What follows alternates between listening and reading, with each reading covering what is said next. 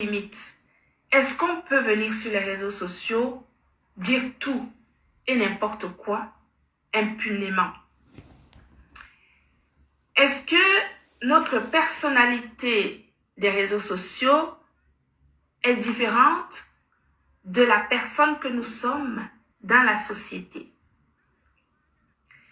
Nous allons nous rendre compte que nos actions sur les réseaux sociaux peuvent justement nous créer des torts sur notre propre vie, sur notre vie sociale, sur l'intégration même dans la société. Parce que nous sommes des adultes et il y a certaines situations où quand on est adulte, on peut garder le silence. Non pas parce qu'on a peur, non pas parce qu'on n'a pas d'argument, mais juste par maturité. Et que quand on réfléchit, on se dit, pourquoi est-ce qu'on devrait perdre son énergie à venir expliquer certaines choses qui, ma foi, sont plutôt des choses négatives et qui ne donnent pas une image positive de la personne. À quoi bon de venir s'asseoir justement de parler des choses qui n'avancent pas, des choses qui ne sont pas positives. En revanche, il y a des personnes qui se nourrissent que de cela. Il y a des personnes qui, plus ils sont dans le mal, plus ils calomnient, plus ils se sentent bien. Plus ils ont l'impression qu'ils ont un pouvoir. Plus ils te dénigrent, plus ils ont l'impression qu'ils sont au-dessus de toi. Plus ils malparlent de toi, plus ils ont l'impression qu'ils ont un pouvoir. Mais la sagesse voudrait que, parce que vous savez, quand les gens n'ont pas d'autre chose à proposer à la société, leur force réside justement dans l'injure. Leur force réside dans l'injure, dans la calomnie, dans la diffamation. Quand on connaît les lois du pays qui nous accueille, on sait très bien, et en personne intelligente, on sait très bien qu'il y a des choses qu'il faudrait peut-être éviter de faire. Tout simplement, déjà parce que on n'a pas le droit de dire tout et n'importe quoi, et on n'a pas le droit de faire tout et n'importe quoi. C'est pour cela que les lois existent, justement pour que là où ta liberté s'arrête,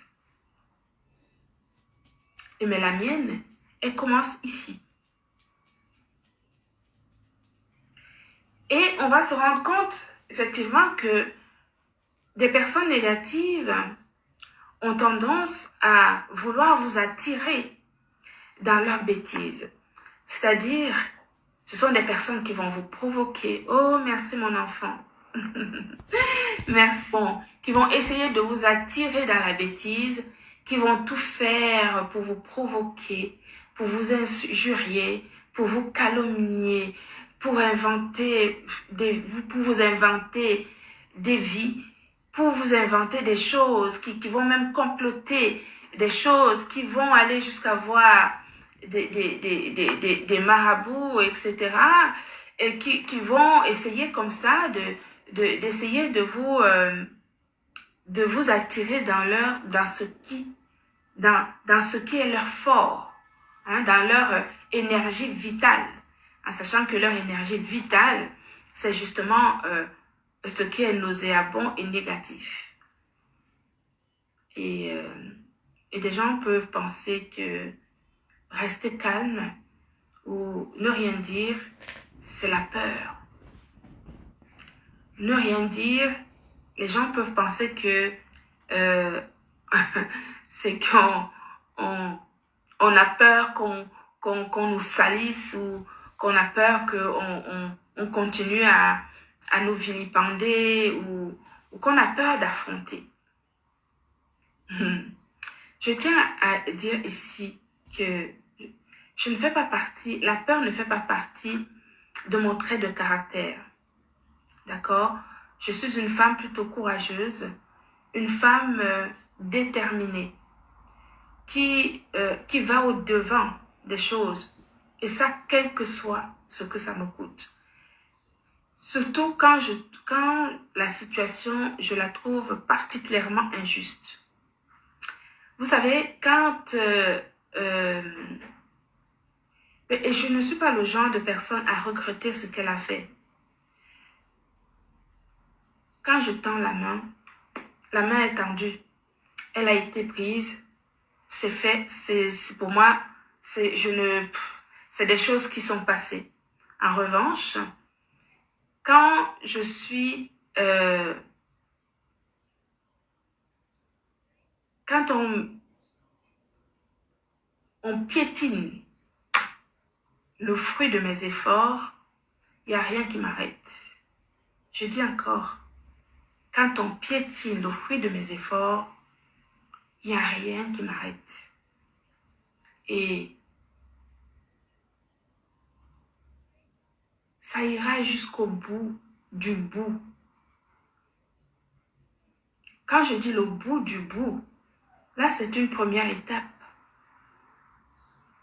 Demain, c'est la première étape. Nous allons continuer. Nous allons continuer.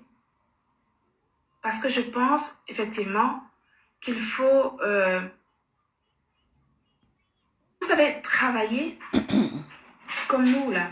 Nous on se lève le matin, on travaille, on paye les impôts, on paye les salaires, on réfléchit comment faire pour développer justement notre entreprise. Vous voyez, tout à l'heure, je vous disais que j'ai une offre, enfin, quelque chose à nos enfants. Et il y en a qui ne savent rien faire de leurs mains. Ni de leurs mains, ni de leur tête, ni de rien du tout. En fait, ni de rien du tout. Et ce sont ces personnes qui peuvent comme ça